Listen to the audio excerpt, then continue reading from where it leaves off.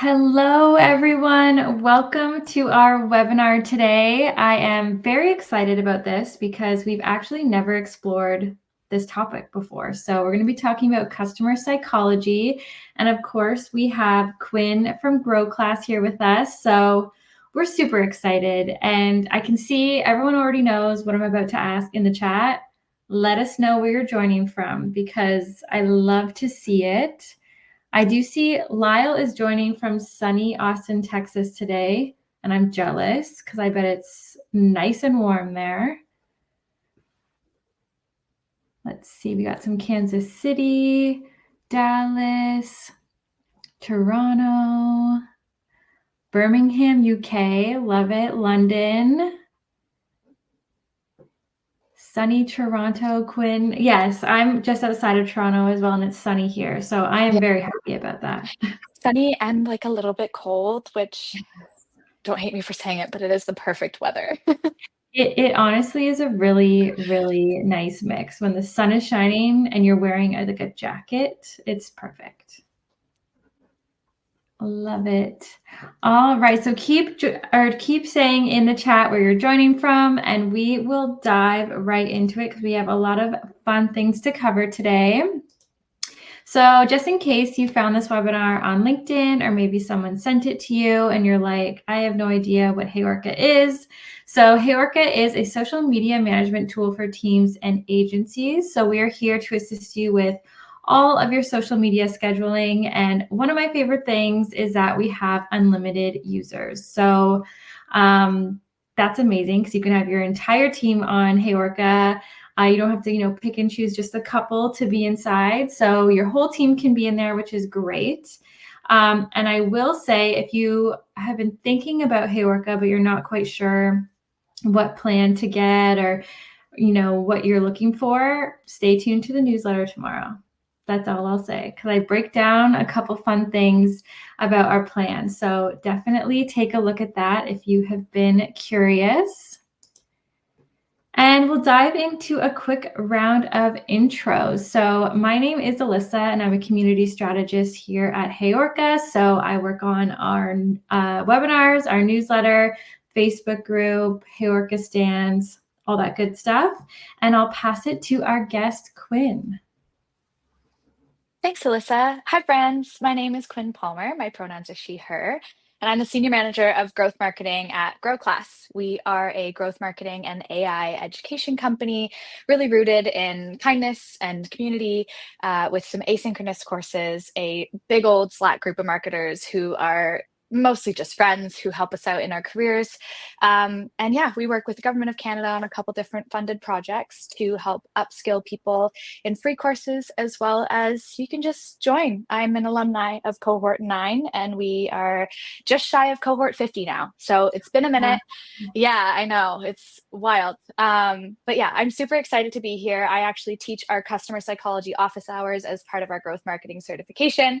And I'm just excited to talk to social media people about it because we tend to have like a big, vast expanse of different marketing disciplines in our cohorts. And social media is like the fun thing, right? So I'm so thrilled to be here. Thank you, HeyOrca and Alyssa, for having me. Yes, we're so excited to have you. We love the Growclass team, and I can't believe you're on cohort 50 now. Almost. That is crazy. Almost. Yeah. That's crazy. That's amazing. Thank you so much for being here. And Natalie actually just put Quinn's LinkedIn in the chat. So if you want to go connect, you can do that.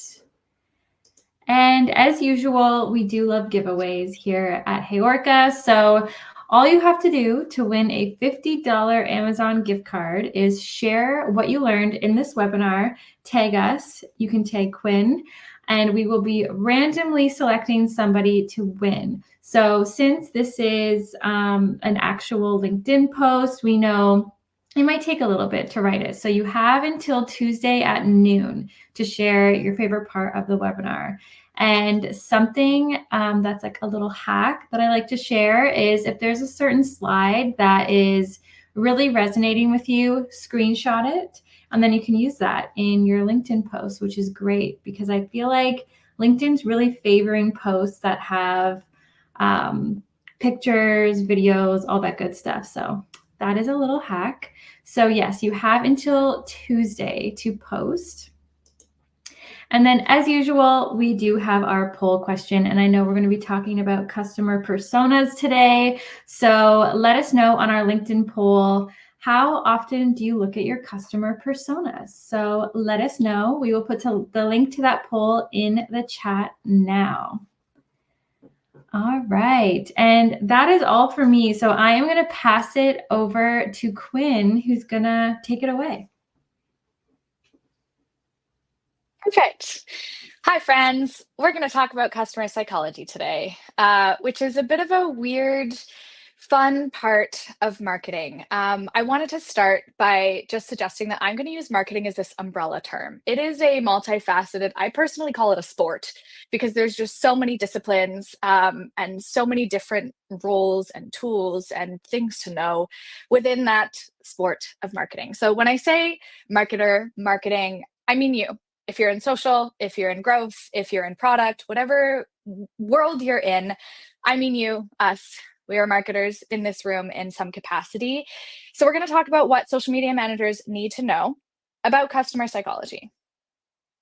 Starting with the honest truth that you, me, and every other marketer on this planet, we think that we know our customer. I say it with my whole chest, and sometimes I don't mean it. Here's the core idea of today is that every marketer thinks they know their customer, but unless you have a strategy built around talking to them regularly and, more importantly, as a type A girly, documenting what you're learning, your understanding can get really stale faster than you think it will. So your job is to stay close to your customers, no matter what role you're in. If you're in a bigger organization, that means getting close to the people who talk to your customers every day, like your sales, your success team, etc. But we're also going to talk about B2C and B2B brands and how customer psychology works differently in those two facets. And one of the most powerful ways to do this, no matter where you sit in your company, is customer interviews. So we're going to talk a lot about how to ask good questions that will get you real feedback results today. But customers do lie. So they're not trying to mislead you. They're not trying to be unkind, but they're trying to be polite. Oftentimes they want to be helpful, or maybe they want that $25 gift card that you're offering them. They maybe just want to get off the call if you're on a Zoom, but your job is to ask better questions, to gently dig into, get outside of the fluff and get into what is actually real, and then implement it in your business. So that's what today is all about. We're going to practice how to stay close to our customers strategically, consistently, and without falling for their polite lies. So I'm going to start by just telling you a little bit of information about this resource that we use in our customer psychology module called the Mom Test. It's a book by Rob Fitzpatrick, and it's this foundational resource in customer interviewing. It's based on this simple idea that people lie to you when they want to be supportive, like your mom does. So I don't know if any of you have ever had this experience, but like if you ever looked through art of yours as a kid that you did, but you're like an adult now and you're looking at it and you know so surely that your mom told you like you are the next Vincent van Gogh of your generation, and it's like not good, objectively bad. That's the concept of the Mom Test, right? They're going to be your biggest supporters. Oftentimes your customers are too, and they're just trying to be nice to you and lift you up and make you feel good. So if you ask bad questions, you're going to get bad data and waste your time building things that nobody wants. And so the Mom Test, I'm seeing people in the chat being like, I feel this. Yeah. And then they put it on the fridge proudly. That is what we're dealing with when we're dealing with customers who hopefully are really good people who are trying to be nice to you. I'm a 5-star chef, according to my mom. I think you are a 5-star chef as well. So the core principles of the Mom Test, to get into it without making you read the entire book, is to talk about their life, not your idea. Ask about past behaviors and not hypotheticals. We're really going to dig into this one on the webinar because past behaviors are statistics and factual, and hypotheticals are maybe I would, maybe I wouldn't. And listen more than you talk, although I'm not going to do that today because it's a webinar. I'm going to try to pay attention to the chat. We're going to have Q&A. It's a really important thing to be able to sit in the silence and let your customers tell you what they need to tell you. You're going to be the cool mom. I told you I have memes. If you want to take a second to screenshot this for your LinkedIn competition, the cool mom is the person who really leaves space for people to say, do, and be what they want to be. And I mean that from a parenting standpoint as well as a customer psychology standpoint. So we're going to get into kind of these three core pillars of how we're going to break this down today. The first being feedback, the obvious. You need to collect your data before you can do anything with it. And then understanding. This is what you do to figure out how to empathize with your customers and bring their experience into your brand. And then action. And I had to add the parentheses here because repeatability of your actions is important when you're scaling a business. I come from a background of growth marketing to the point where it's maybe annoying, but I'm very based in numbers. I'm very based in performance. And we need to talk about that when it comes to all of the customer psychology. So starting with feedback, we're looking for patterns and we're looking for small wins. So when I say patterns, here's what I mean. We are somehow wired in us. I don't know if it's like oldest daughter syndrome or just like type A people, but you hear one person say, I don't like it, and that's everything you focus on. It's really, really easy to think about the negatives. But the patterns are important when it comes to customer psychology because you need to make sure that you're not just running with an idea because one person said what you just did was bad. You need to dig into it. And if you have, I think there's 1, 2, 3, 4, 5, 6, 7 people saying, I love it, those are the patterns you want to pay attention to and then dig a little bit. So if all those people are saying, I love it, ask them why. Because maybe there's a secondary pattern inside of that pattern. If 3 of them say, I love it because I can have as many users on the platform as I want, wink, wink, nudge, nudge, then that's a really good pull towards your brand. If only one of them says, I love it because blue is my favorite color, maybe that's not something you need to take to heart and change your entire brand, right? So oldest daughters represent. Thank you very much, Jen. We're all in it together. It's hard not to hear the I hate it and start to think about how you can change and do better. And I'm not saying you shouldn't listen, but I like to go by a pattern of 3s.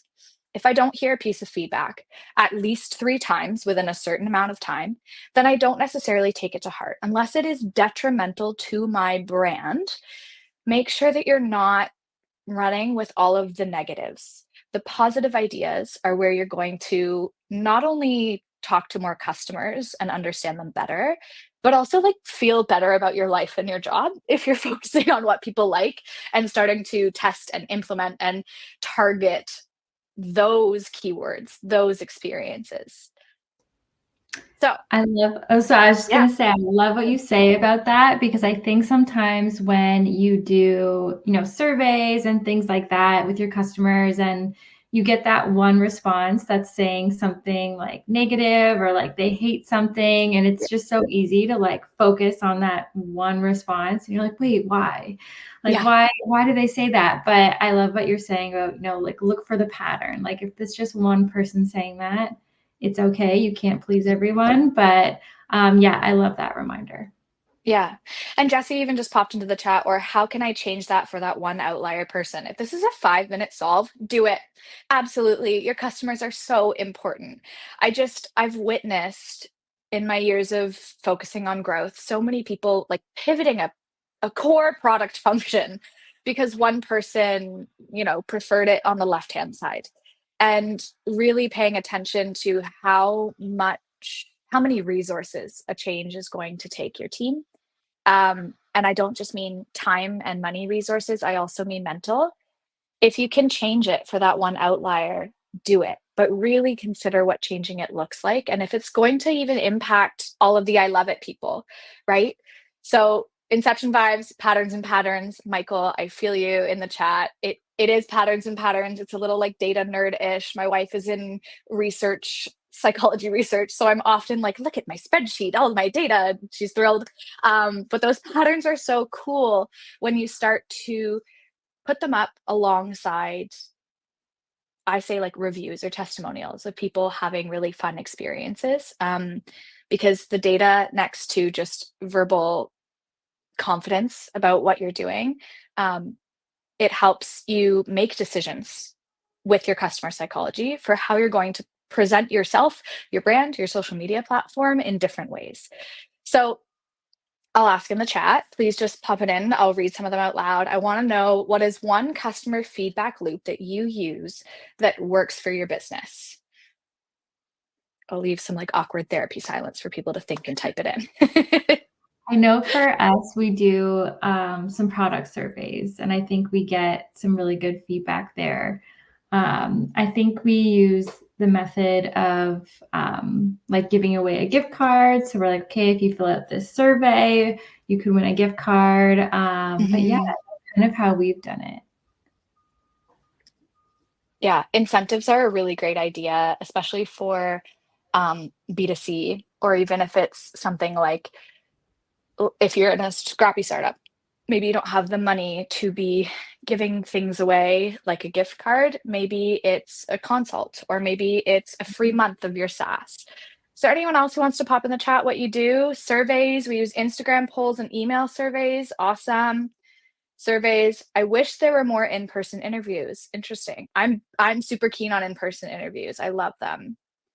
In-person surveys and interviews. Nice, Ethan. Stakeholder socials. That's a cool one. Casual conversations tend to be the most transparent. I completely agree. You might also be caught up when you mention the word stakeholders, Elijah. It reminds me of sometimes people don't want to talk to anyone other than the CEO, which is frustrating, but sometimes true. And if this is feedback from someone that you really need and you think that's going to be the point of friction, see if you can get your CEO involved. Qualitative surveys, one-on-one interviews with open-ended questions. Yes, Amanda, we'll get into those. Editorials with clients and use that opportunity to gain feedback. That is so cool. That's a really cool way, Michael, to also provide an incentive where you're giving them backlinks. Not that SEO really needs that anymore, but you're giving them backlinks and you're providing them with content that speaks about their business. You're also maybe getting a case study out of it and feedback, right? These are awesome. Lots of surveys. One-on-one interviews when I was in sales. Yes, salespeople, they know so much. You got to make sure you squeeze it out of them, marketers. It's hard, but you can do it. Okay, so we're going to go through what this feedback looks like and how these questions can land or not land depending on how you present them. So the difference being, how much would you pay for this? They're going to come up with a number out of their arse. It's not going to be true and they don't actually know. Versus, what tools or solutions have you tried before? Not only do you get a little bit of a competitor landscape out of that, but you can just go Google their pricing. You don't have to ask them exactly how much they paid. You're looking at historical data of what they've actually done. So when we look at this bad question, how much would you pay for this? This is a future focused, kind of ego triggering to yourself or your brand, or overly hypothetical question, and it will lead to a polite lie. So other examples of these customer interview questions that might not land you the information you're looking for is, do you think this is a good idea? They're going to say yes if they're like your mom. Would you use a tool like this? Do you ever struggle with blank? Filling in the problem for them doesn't create that awkward therapy silence space for them to really tell you their own problem statements. Or wouldn't it be great if ... Again, you're filling in the blanks for them. We want to leave the space for these answers to be honest. And so here's what some good questions look like. What tools or solutions have you tried before? These are about real behavior, not predictions and not opinions. They ground the conversation in actual experience. Like I said, when we started this feedback section, actual experience are things that they've actually happened. It's a memory they can recollect pretty accurately for the most part. Whereas asking them about what they might or might not do in the future, it's a guess and they don't actually know. So their genuine actions, the things they've actually put their credit card towards, are your answers, the answers that we're looking for. And this is a really important part of customer psychology in the sense that when you get these answers, we're going to talk about what you can do with them. I've realized how little of a mom I am as a customer. Sarah, that's funny. Okay, we're going to move into understanding our customer. And I've got quite a few questions for our friends here. Needs, wants, and I always like to point out dreams, because there's going to be all these ideas. And when we talk about people giving you that one piece of feedback that's maybe not useful to you, those are their dreams, not their needs or their wants, right? So how do we plan for those dreams coming in, and what do we do with our understanding of our customer now that we have feedback? So back in the chat, I'm going to ask you, where do your customers hang out that is not on social media, because we're all social media in this room, or at least adjacent to it? I'd love to know, where do your customers hang out that isn't Instagram, LinkedIn, etc.? This is such a good question because I feel like when we ask ourselves, like, where do your customers hang out? We automatically are like Instagram. Like we just say a social media platform. So this is a good question. I have no idea. It's okay. We're here to learn. In nature. Oh, cool. Offices, socializing with clients, Meta and LinkedIn. Yeah. Like coffee shops. If it's me, if I'm your customer, that is where I will be. Digitally or in person? Great question, Katie. I'm asking both. And I know it seems maybe a bit redundant to try to figure out if they shop at Costco or No Frills, but those are parts of your customer journey, how they're going to wake up every morning and make a decision. Skate parks, I have questions about your business. That's cool. Local events and coffee shops. Cool. Reddit as well. Yeah. For all social media managers here, where do you hang out? Jesse, are we doing a meetup? Is that what we're doing right now? Is planning a meetup in this moment? Cool. So I'm going to use Megan Young's example in the chat. Coffee shops, yoga studios, rock climbing gyms. That's so cool. You know this information about your customers. How can we reach them there? How can we figure out why they care about those things and how that actually ties to our business? Is it maybe part of our brand to incorporate yoga? Even if we don't sell that, maybe you sell tea. I don't know. To me, those two things go together in my brain. Can we bring in these other interests, these other points of our customer psychology of understanding where they live, breathe, work, play, and make it so that they feel even more seen by how you're presenting your brand online? Open-ended question. I'm very excited to see where you guys end up going to whatever coffee shops you go to find your customers. But we also tend to ignore our existing customers.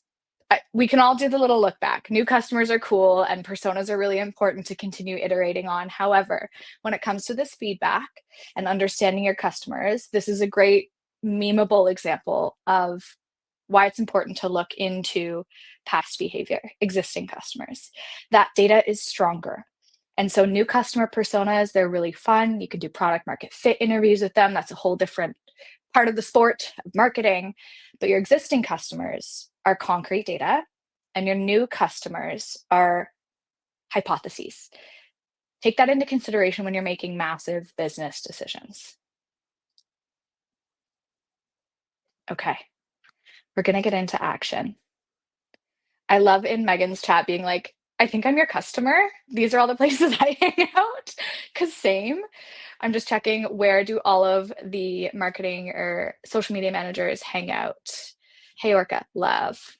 Haven't touched grass in a hot minute. HomeSense, love. Okay, this is so cool because it's different.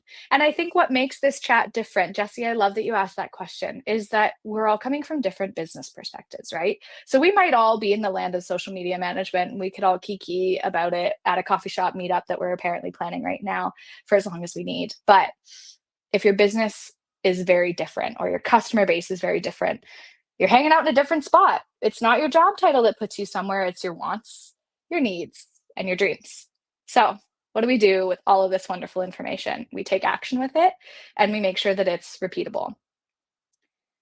Don't lie to me. I want you to pop in the chat. How often do you look at your customer personas?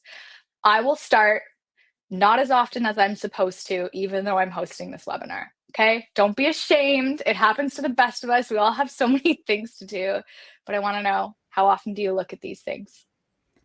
I have to say the same. I don't look at it as often as I probably should. That's okay. No shame in this room. We are accepting of everyone's answers. Not enough, apparently. Never. It happens. Only once recently when I started making them. Yeah, every 6 months or so, part of a 6-month review. Okay, Michael, you're stealing my next slide, but that's okay. Yearly strategy, that's a great start. That's a really great start. It's hard to bake these things into your job when you have 1 million and 2 other things to do. It's okay. Wait for my manager to tell me, never. When I was in a medium-sized business weekly, when I was in a smaller team, senior leadership didn't want me to look at them at all. Okay. I don't use them. That's okay. Don't worry about it. Okay. That was cool to know. The answer is nobody really knows, and there is no perfect science. It's going to depend on your business, your team, how scrappy and small you are, how much time you have, how much you hate doing customer personas or don't. All of these answers are welcome. I now want to know, how often do you want to look at your customer personas? Melissa?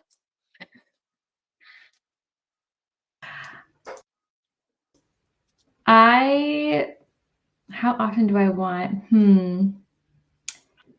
I think monthly. I'm gonna have to go with what they're saying in the chat. I feel like that's Mhm. good, or maybe even quarterly. I feel like it's something you maybe don't have to look at all the time, but Mhm. it's good to check on it. Julia, the only honest one in the chat.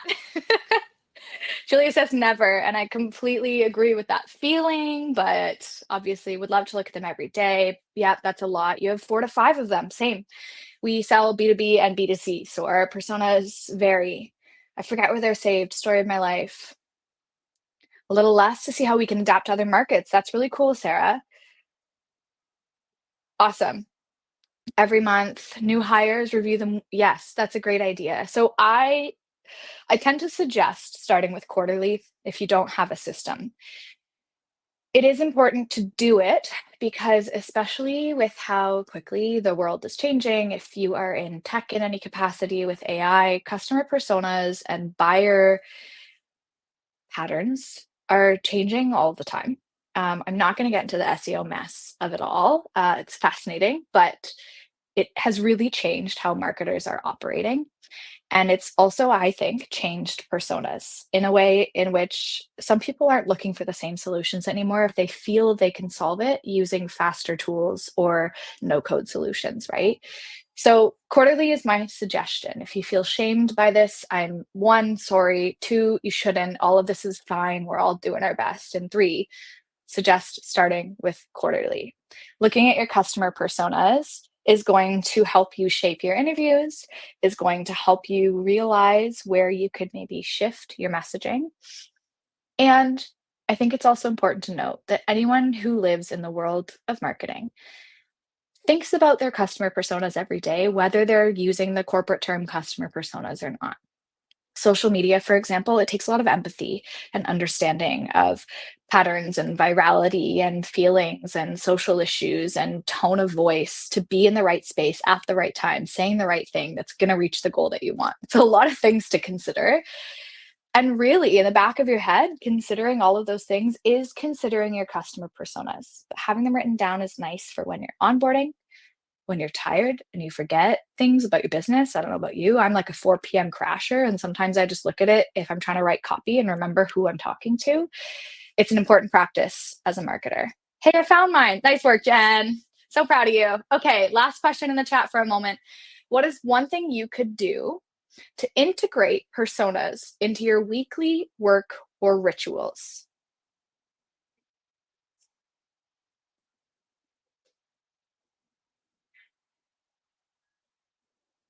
Mm. Julia, I love your question about AI. I'll get to it in a moment. And I'm not talking looking at these Google Docs of your customer personas. I just mean integrating it into how you operate, integrating it into maybe your brand voice document and updating your brand voice document on a quarterly basis. Get AI to become one and have a convo with them. I've done it. It can break really easily, but it's totally possible. When writing a post, ask who is this for, which persona? Great idea. Like I said, we do this every day in our practice as marketers. Weekly analytics update, content creation. Exactly. You guys know what you're doing. What am I doing here teaching you anything? You guys are smart and you've got it. These are things that we don't think we know or that we might feel shame about not looking at on a quarterly basis, but you know it. It's just a matter of the documentation because we're talking about action and repeatability. And if that documentation gets stale and it's time to onboard somebody new, good luck, right? You're going to have to update them on who your new persona is.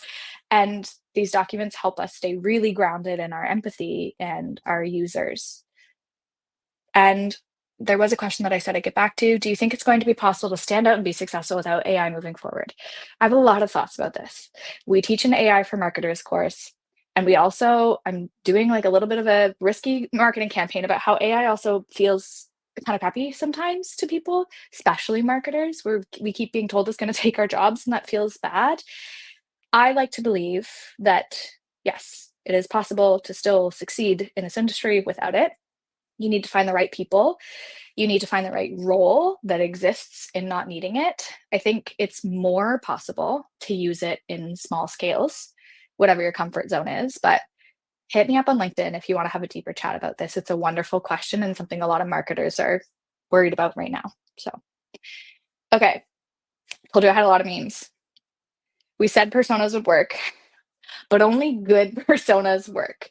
Only personas that are based off of customer feedback, whether you get it by incentivizing with a gift card or doing in-person chats, or I mean, HeyOrca just did a summit this year, right? In-person things, if you have the capacity to do it with your customers, do it. Take them out for coffee, take them out to dinner, show up to the places where they're going to be.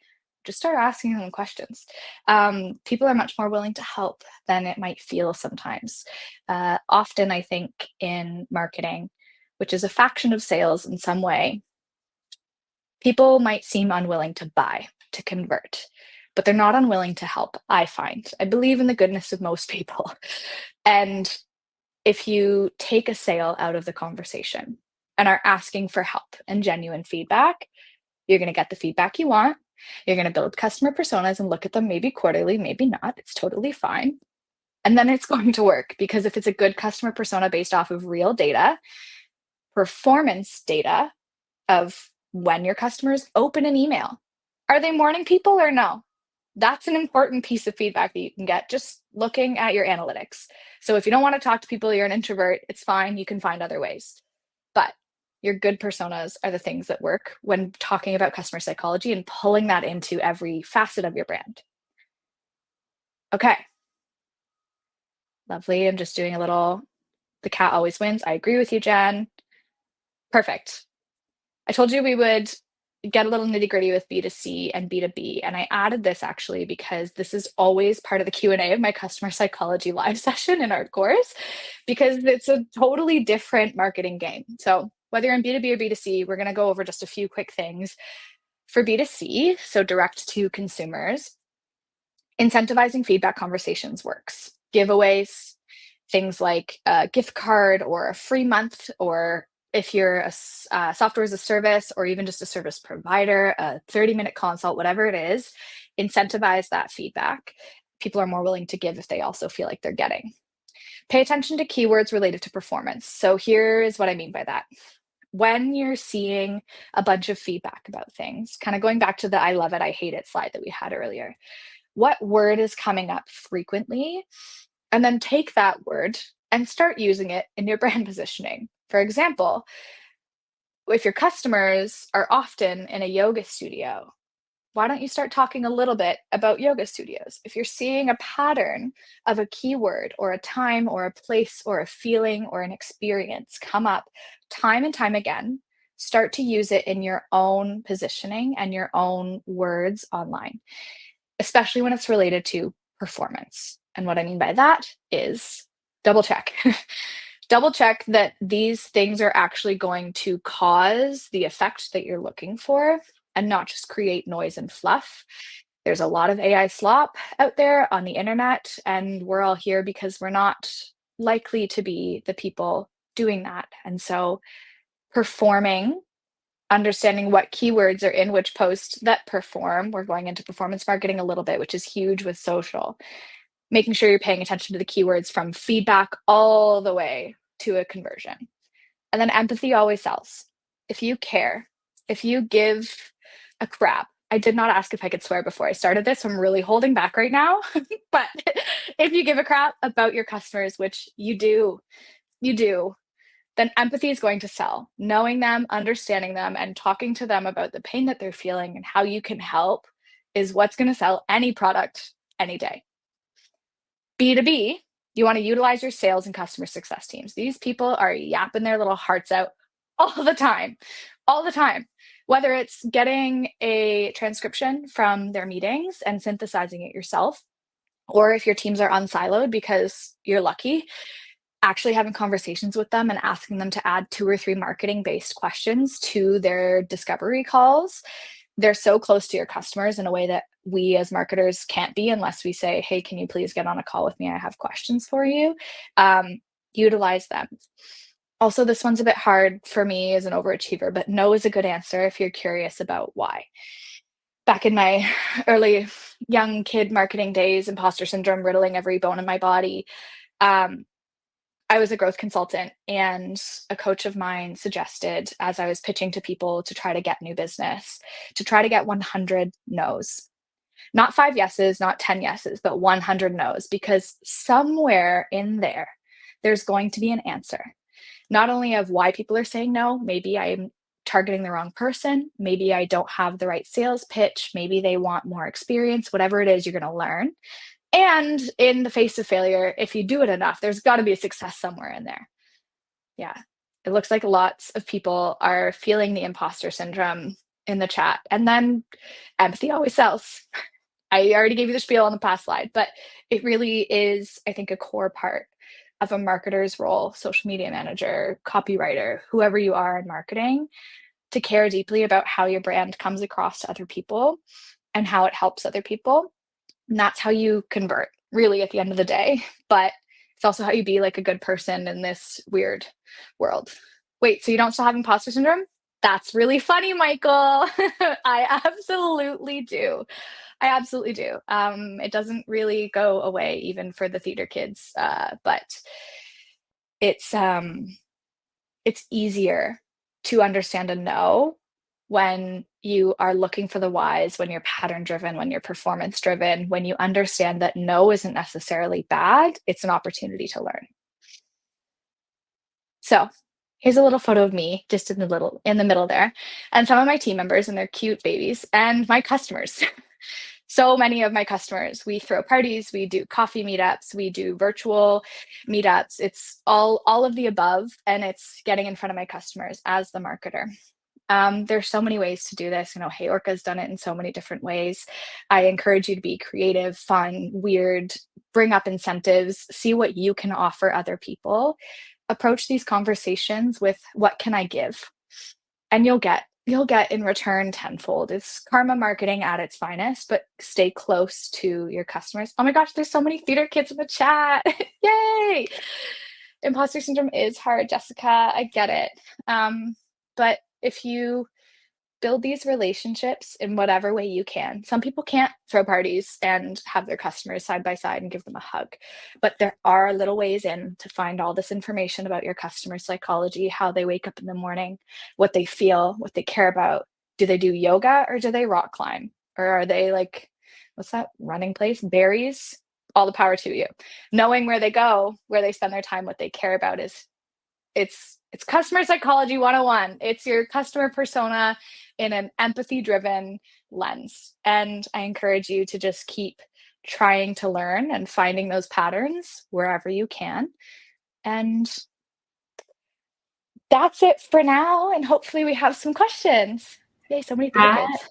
That was amazing. I feel like I was like taking notes. I feel like I want to like position questions differently in surveys. Like my mind is just going. So I loved that. That was incredibly helpful. If anyone has any questions, please leave them in the chat. I know we do have a few more minutes. But let's see here. A lot of theater kids in the chat. Band kids. I love it. I love it so much. I think Jesse and I had this conversation of like the arts kid to marketer pipeline is really, it's quite short. We tend to find each other. It's so true. It's so true. Yeah, Madison already said it. Theater kid to marketer pipeline is solid. Yeah. Oh, so thank you funny. All. Amazing. Yeah, I think like we're all just mind blown right now from everything. It was so good. I'll leave a minute or so to see if anyone's typing up a question. Oh, I think we have a question here. Let me see. So Kyla says, I work in a personal injury law firm and we get clients from all different sorts of areas. How can you narrow down a persona when your customer base is the general public? That's a great question. And you can start to narrow it down by the use cases. So although your customer base is general public, what brings them to you? Like, what is that pain point that you solve? And start to answer those. So obviously from a targeting perspective, you're going to struggle. Hopefully you at least have like some sort of like geographical targeting, or maybe you have a specific type of personal injury that you focus on. Find those, it's really minute and it can be, but find those little differences to help you start targeting more effectively. And you can also write multiple personas. So I would also say at Growclass, our personas like general public, as in it's business owners, marketers, entrepreneurs, startups, founders, salespeople sometimes come through our doors.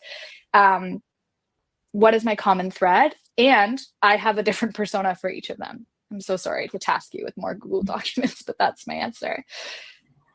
Amazing. Thank you. And I see Julia asked for your LinkedIn, so we will post that link in the chat again.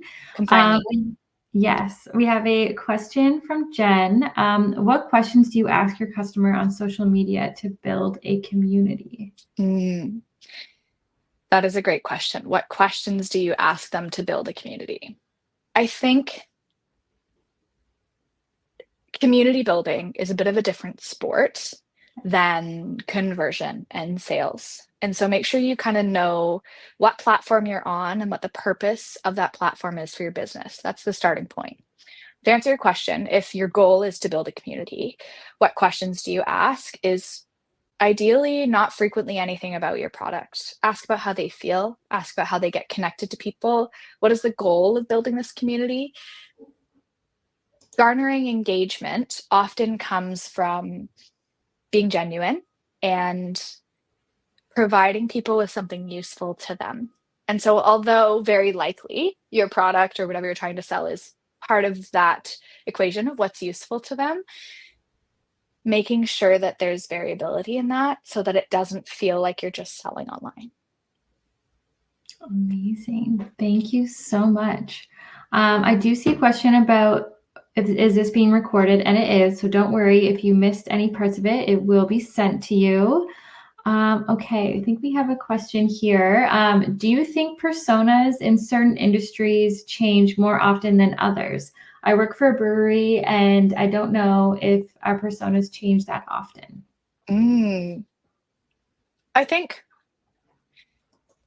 to answer your first question, yes, and yes, there are different timelines for which your personas will change. However, especially as a business grows up, becomes, an adolescent and then an adult, your early customers, there's still like such high chances that you have retention opportunity there. And maybe when you first started your business, it was just, I'm going to use Growclass as an example because I know it well, but we were really startup founders, scrappy, just like people who needed to do all the work on their own to start a business and marketing. Those were our first people. We've been around for 6 years now, and we actually have a higher percentage of senior to executive level marketers in our community because they've all grown up. And they're still around because we've had a look at our customer personas, ensured that we're still targeting junior marketers, startups, founders, but made sure that how we speak outwardly about our brand still feels right for the senior marketers, the C-suite folks. So you're absolutely right. And it's a wonderful question. It's going to change at different rates depending on your business. And like, I didn't like your brewery. So I'm using the example, like I didn't like beer until my frontal lobe developed. So I wasn't a customer, and now I would be. So consider those differences. Thank you. That was very helpful. And then I do have one more question here because I know we only have 2 minutes left. But the question is, I'm working with a client whose customer fits so many personas and demographics. So what do you recommend for this type of work? For example, a tea company reaches so many people in so many areas, ages, genders, etc. Tips for marketing to all of them. How do you narrow it down? Yeah. Okay. This is like a marketer's plight. I'm sure we all say this. It depends. I would actually encourage you not to market to all of them yet.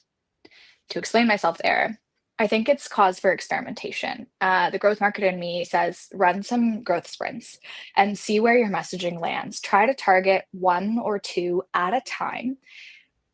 properly target. I mean, consider them as a customer persona, as just one type of person, and see if you're going to get performance out of that. If you are for everyone, you are also for no one. As much as it's hard because you want to like cast a wide net and like anyone could love my tea, there has to be a brand element. What do you stand for? If you aren't sure, like, it's not based off of whether or not these people like apple tea or black tea. It's what's our core value as a brand? What do we stand for? And is that going to cause people to support us or choose not to? You need to understand kind of what you stand for. I think that's a really great place to start when you're talking about how to target certain people. But I wouldn't try to cast that wide net yet. I would say experiment, narrow it down, and maybe it's 6 to 10 different types of people, and you can at least find the thread that goes through that makes your marketing feel cohesive. But if you're talking to everyone, you're talking to no one. People want to feel heard and known and seen and empathized with. So you do need, in this day and age, a little bit of minutia in your marketing to make people feel compelled to be part of your orbit. I love that. I love that answer. Thank you, everyone, so much for these questions. I think there's like a few more that we haven't gotten to, but definitely connect with Quinn on LinkedIn. This was amazing. I just want to echo what Jen said here. She says, just a side note, while listening here, I've had a few light bulbs go off in my head. This has been insightful. I couldn't agree more. It was so good. I feel like we've all learned so much. So thank you so much for joining us, Quinn. Definitely connect with Quinn on LinkedIn, and we're going to have to collaborate again because this was just so Would love good. to. Yeah, always happy to. You guys are such bright lights in the industry, and yeah, it's been fun. Thank you for having me, and thank you everyone for your thoughtful questions and hitting up the chat. It's so fun when everyone's hanging out. It's so true. The chat was so good in this webinar. So thank you, everyone. Thank you, Quinn. And I hope everyone has a great rest of their day. Thanks, friends. Bye, everyone. Bye, y'all.